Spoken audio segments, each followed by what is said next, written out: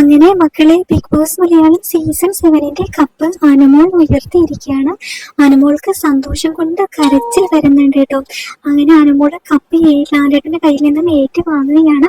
എന്തായാലും അനുമോൾക്കും അനീഷിനും സാധ്യതയുണ്ടായിരുന്നു. 50-50 ഉള്ള ഒരു മനസ്ഥിതിയിലായിരുന്നു രണ്ടുപേരും. അങ്ങനെ അനുമോളുടെ കൈ ലാലേട്ടൻ അങ്ങ് പൊക്കിയപ്പോൾ അനുമോൾ ആകെ ഞെട്ടി വിറക്കുകയായിരുന്നു. അനുമോൾ കരയുന്നുണ്ട്. എന്തായാലും അനുമോൾ ടോപ്പ് 5-ലെത്തി. അതുപോലെ തന്നെ വിന്നർ ആകാനുള്ള ഡിസേർവിംഗ് ആയിട്ടുള്ള മത്സരാർത്ഥി തന്നെയാണ് കേട്ടോ അനുമോള്.